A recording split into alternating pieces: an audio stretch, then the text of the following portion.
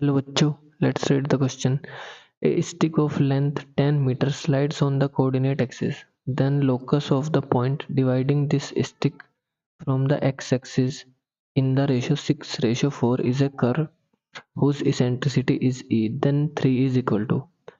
देखिए coordinate axis है, let's say ये हमारा एक्स एक्सिस, ये हमारा वाई एक्सिस।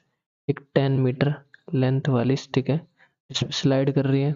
वहाँ पे कोई पॉइंट होगा, लेट्स से पॉइंट को हम एज्यूम करते हैं पी एच कोमा के, जिसके हमें क्या गिवन है, जिसका हमें रेशियो गिवन है फ्रॉम एक्स एक्सिस से। क्या रेशियो है? 6:4, दैट इज 6 है, ये 4 है।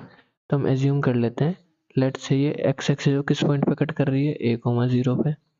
और वाई एक्सिस को किस पॉइंट पे कट कर रही है? 0,b पे। देखिए लेंथ हमें इसकी क्या गिवन है? हमें इसकी लेंथ 10 मीटर गिवन है, हमें गिवन है लेंथ की स्टिक 10 मीटर।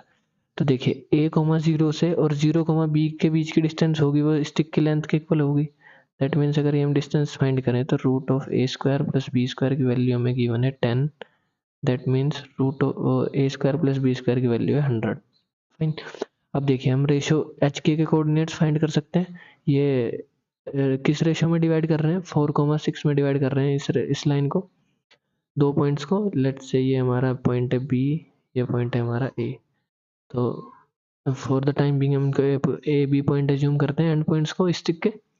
तो एच के कोऑर्डिनेट्स हम कैसे फाइंड करेंगे?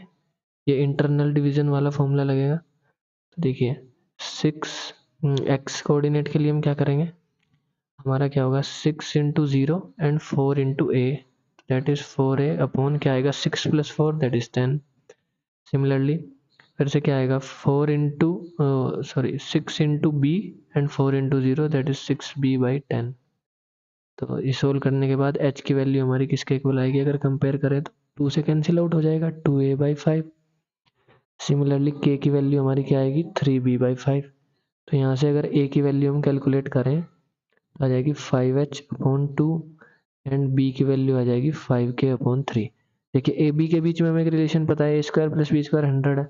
दैट मीन्स अगर ये वैल्यू भी सेटिस्फाई करेगा, ए बी की वैल्यू एच के की फॉर्म में इस इक्वेशन में पुट करेंगे तो क्या आएगा?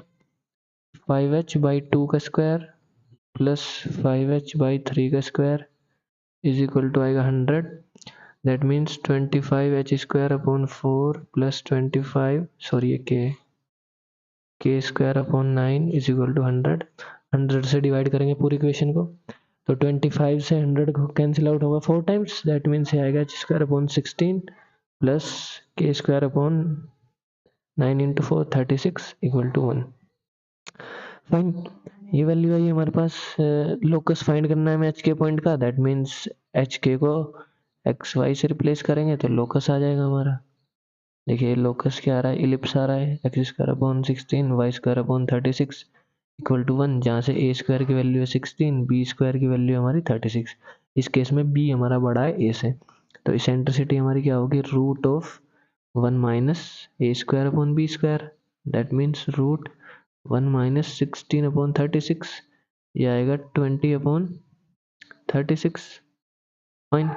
देखिए 4 से कैंसिल आउट कर सकते हैं इसको, ये आएगा 5 टाइम्स, ये आएगा 4 into 9 times. Okay, that is root 5/3 हमारी वैल्यू आएगी सेंट्रिसिटी की। तो 3 टाइम्स अगर हम ई की वैल्यू फाइंड करेंगे तो क्या आएगी? रूट 5। यही हमें फाइंड करना था, 3 की वैल्यू हमें फाइंड करनी थी, तो रूट 5 के इक्वल आई है। That means 3 is equal to root 5। Root 5 किस ऑप्शन में गिवन है? एस। तो ये किससे मैच करेगा? एस से। बी पार्ट सोल्व करते हैं। A dash is the major axis of the ellipse and P is a variable point on it, then the greatest area of triangle A P A dash is.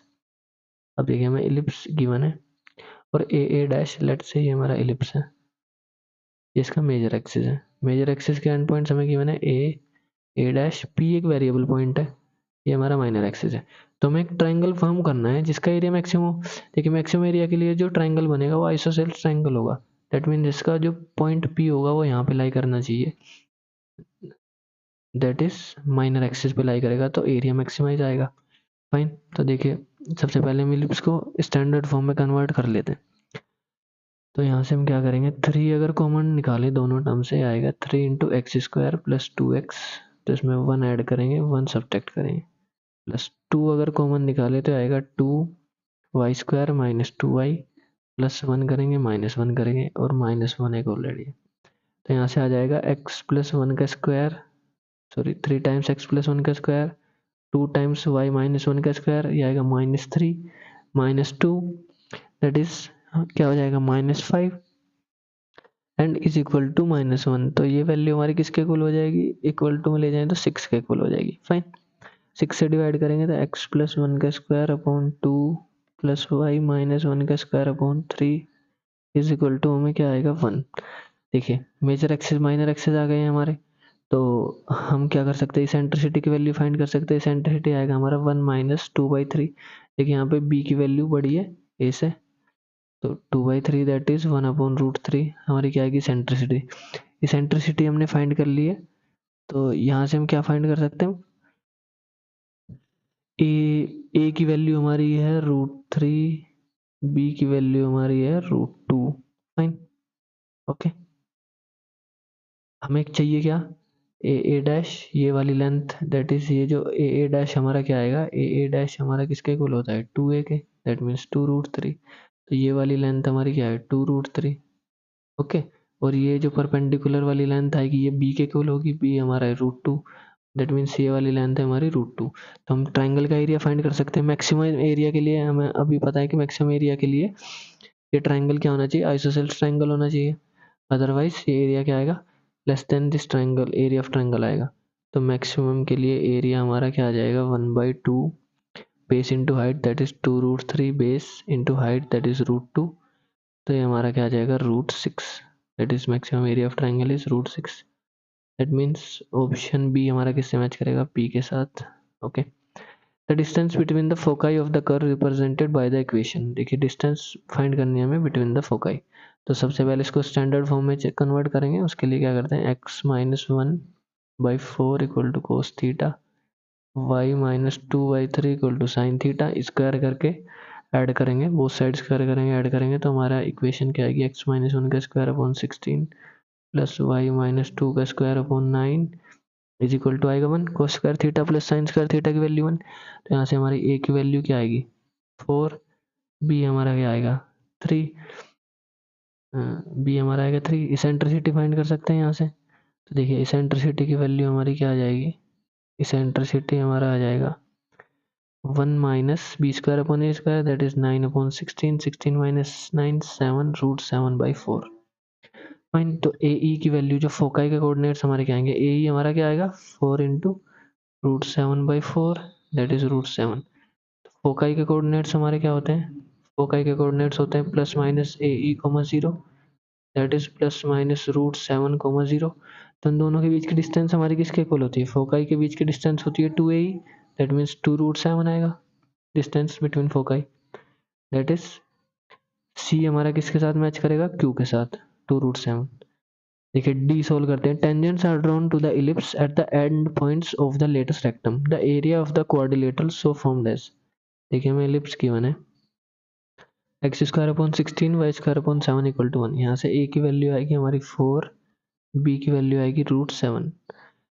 तो eccentricity हम find कर सकते हैं b by ए की form में, that is 1 minus B square upon A square that is 7/16 आ जाएगा 9/16 that is 3/4।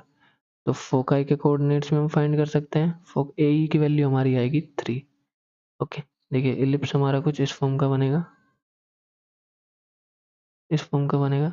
तो ये हमारी लेटेस्ट रेक्टम होगी जो फोकस से पास करेगी, हमारी दूसरी लेटेस्ट रेक्टम होगी जो दूसरे फोकस से पास करेगी।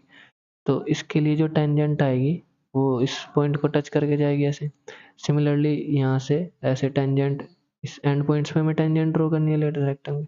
तो ये हमारा क्वाड्रिलेटरल कुछ इस फॉर्म का बनेगा, इसका एरिया हमें फाइंड करना है। उसके लिए देखिए हम क्या करते हैं, हम फर्स्ट क्वाड्रेंट में एरिया फाइंड करते हैं। ये हमारा वाई एक्सिस है, ये हमारा एक्सिस है। फर्स्ट क्वाड्रेंट में इस ट्राइंगल का एरिया अगर हम फाइंड करें, इस ट्राइंगल का एरिया, ओके, फर्स्ट क्वाड्रेंट में उसको 4 टाइम्स करेंगे तो हमारा रिक्वायर्ड एरिया आ जाएगा। देखिए जो हमारे कोऑर्डिनेट्स होते हैं किसके, लेटेस्ट रेक्टम के एंड पॉइंट्स के कोऑर्डिनेट हमारे क्या होंगे, a e comma b square by a के इक्वल होते हैं। तो देखिए ए ई की वैल्यू हमारे पास है 3, बी स्क्वायर बाई ए भी निकालते हैं, बी स्क्वायर आएगा दैट इज 7/4। तो कोऑर्डिनेट्स आ जाएंगे हमारे पास 3, 7/4, ये 1 पॉइंट के एंड पॉइंट के कोऑर्डिनेट्स हमारे पास आ जाएंगे। 3,7/4। तो इसके लिए हम इक्वेशन ऑफ टेंजेंट लिख सकते हैं इलिप्स पे। फाइन। तो देखिए equation of tangent at point 3,7/4।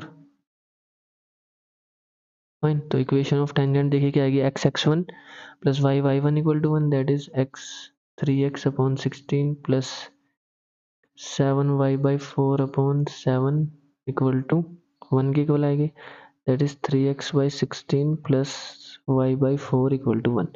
देखिए इस लाइन की इक्वेशन हमने फाइंड कर ली है। तो let's find out the these points. ये x एक्सिस और y एक्सिस को किस पॉइंट पे कट कर रही है।